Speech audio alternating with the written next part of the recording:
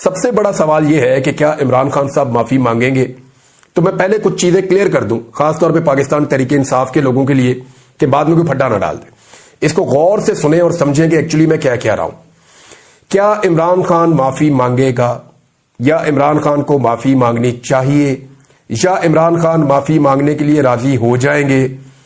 اس کے لیے پہلے آپ ایک چیز فرض کر لیں، یا آپ اپنے دماغ میں یہ بٹھا لیں کہ عمران خان نے اقتدار نہیں لینا، ان کی سیاست میں دلچسپی نہیں ہے، اور انہیں کچھ بھی نہیں چاہیے۔ فرض کریں وہ نظام سے کچھ بھی نہیں چاہتے، ساری چیزیں، ساری سیاست، فائدہ نقصان سیاسی، وہ سارا ایک جگہ پہ آپ الگ رکھتے ہیں، صرف آپ عمران خان کی شخصیت کو سٹڈی کریں، جس کو آپ سائیکولوجیکل انالیسس کہتے ہیں۔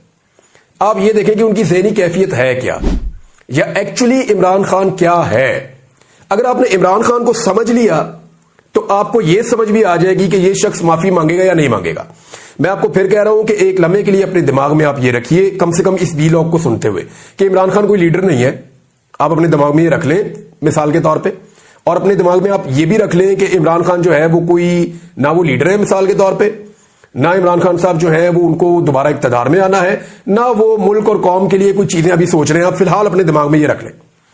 اب صرف آپ یہ دیکھیں کہ ایکچولی عمران خان ہے کیا، وہ بنے کیسے، ان کے پاس کیا سٹیٹس ہے، اور وہ معافی مانگیں گے یا نہیں مانگیں گے۔ آپ کو سمجھنا بہت آسان ہو جائے گا۔ یہ جو بڑے بڑے سٹیکس ہیں نا، ملک، حب الوطنی، پاکستان کے لیے سوچ، پاکستان کی عوام کا درد، یہ بہت بڑی بڑی چیزیں ہیں۔ یہ بڑی چیزیں جب ہم ساتھ جوڑ دیتے ہیں نا تو چیزیں اور کمپلیکس ہو جاتی ہیں۔ آپ ان کو سائیڈ پہ رکھ لیں۔ اب آپ آ جائیں صرف عمران خان۔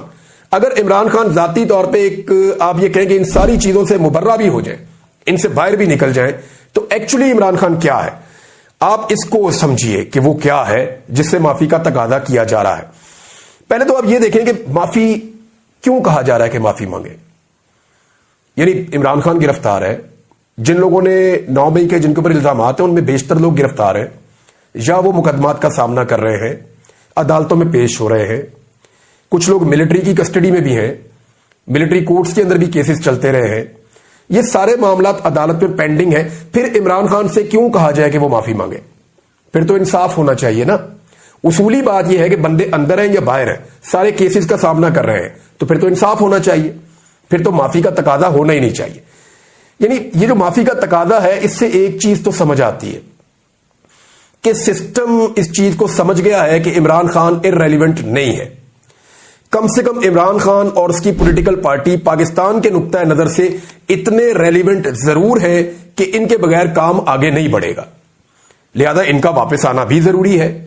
اب ان کے واپس آنے کے لیے گنجائش کیا نکالی جائے، تو اس میں ایک معافی کا ایلیمنٹ ہے کہ جناب معافی مانگ لیں، یہ گنجائش نکل جاتی ہے تو عمران خان صاحب سسٹم کے اندر واپس آ جائے تاکہ سسٹم بھی اپنا کام کرتا رہے۔ یعنی معافی کی تبھی آئے گی نا چیز۔ عمران خان نے تو نہیں کہا کہ میں معافی مانگنا چاہتا ہوں، جب ان کی طرف سے کوئی ڈیل کی خواہش بھی نہیں آئی، انہوں نے اپنے منہ سے کہا بھی نہیں۔ وہ تو کہہ رہے ہیں کہ بات چیت تو میں کر سکتا ہوں، ڈیل میں نہیں کروں گا، اپنے موقف سے نہیں ہٹوں گا، یہ ان کا موقف ہے۔ اب یہ معافی والی بات آتی کہاں سے؟ یعنی جتنے صحافی اسٹیبلشمنٹ کے قریب ہیں، یا حکومت کے قریب ہیں، یا ریاستی بیانیے کو بتاتے ہیں، یا سسٹم کے اندر رہ کے کام کر رہے ہیں، وہ صحافی بار بار یہ نقطہ نظر لے کر آتے ہیں معافی والا۔ تو اس کا مطلب ہے کہ معافی کا ایک تقاضا کیا جا رہا ہے کہ عمران خان معافی مانگ لے، اور یہ وہ گنجائش ہے جو عمران خان کے لیے نکالی جا رہی ہے، کیونکہ ایسا لگتا ہے کہ سسٹم یہ بات سمجھ گیا ہے کہ عمران خان کے بغیر سسٹم کا چلنا اور آگے بڑھنا پاکستان میں مشکل ہے، لہذا یہ ارریلیونٹ نہیں ہے، سٹل ریلیونٹ ہے، تو اس کو واپس آنا پڑے گا یا لانا پڑے گا۔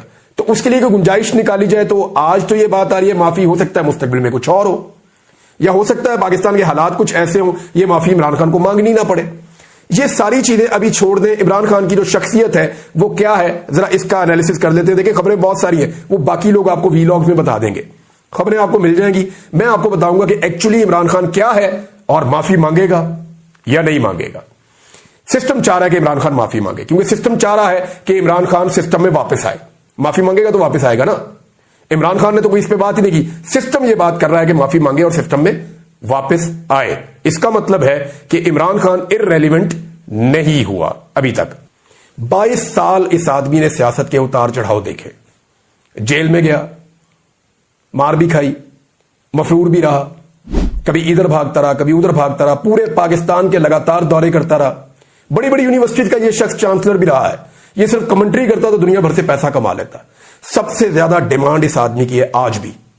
کوئی ورلڈ کپ آپ کروا لیں اور وہاں پہ آپ بولی کروا لیں کہ سب سے مہنگا کمنٹریٹر کون ہوگا, تو عمران خان سے مہنگا کوئی نہیں ہو سکتا. یہ سب جانتے ہیں. جو سٹیٹس اس کا ہے وہ کسی کو نہیں ملا کرکٹ کی دنیا میں. تو یعنی انڈیا میں عمران خان صاحب کی اتنی فالوئنگ ہے کہ اس دور میں یعنی بہت سارے لوگ یہ بتاتے ہیں کہ کپل دیو سے زیادہ انڈیا میں عمران خان مقبول تھا. آسٹریلیا میں ان کے کرکٹر سے زیادہ اور انگلینڈ میں ان کے کرکٹر سے زیادہ عمران خان کی مقبولیت تھی. یہ اتنا تگڑا آدمی تھا اپنی فیلڈ کا. ہیرو آگے بڑھتا چلا جا رہا. 21 سال کا کریئر وہاں پہ ہیرو.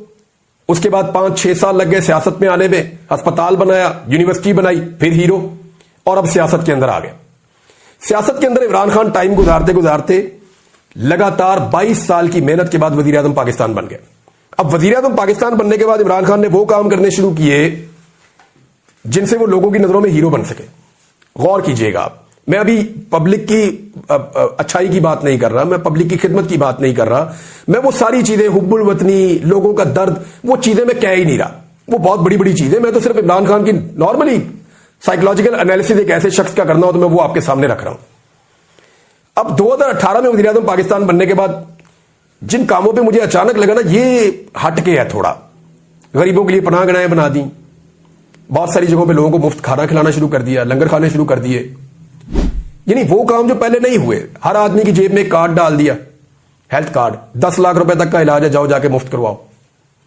تو وہ کام کر رہا تھا جو پاکستان میں پہلے کسی نے نہیں کیے تھے. ہیرو بن رہا تھا. Hero absolutely not. کیا تھا یہ؟ اس کے اندر کا ہیرو ہے کہ میں کر سکتا ہوں, میں کر لوں گا. یہ اس کے اندر کا ہیرو ہے. اس کو کانفیڈنس ہی بہت تھا, اتنے لمبے عرصے سے چلا آ رہا ہے. اب لگ بھگ اس کو 50 سال ہونے والے ہیں, لگ بھگ 50 سال ہو گئے, وہ کنٹینیوسلی ہیرو چل رہا ہے. ایک آدمی قوم کا ہیرو.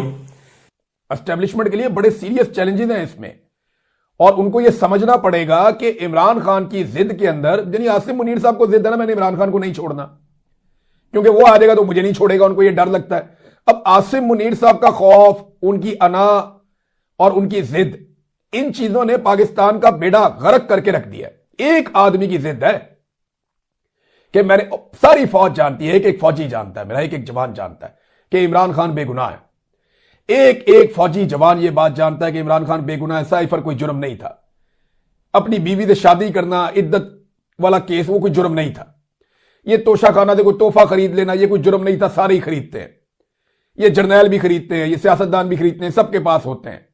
عمران خان کی بیوی نے بھی خرید لیا, یہ کوئی جرم نہیں تھا. یہ سارے فوجی جانتے ہیں. میرا ایک جوان, چاہے وہ بارڈر پہ کھڑا ہوا ہے, چاہے وہ اسلام آباد میں ہے, چاہے وہ GHQ میں ہے, چاہے وہ کسی بھی ڈیوٹی پہ ہے,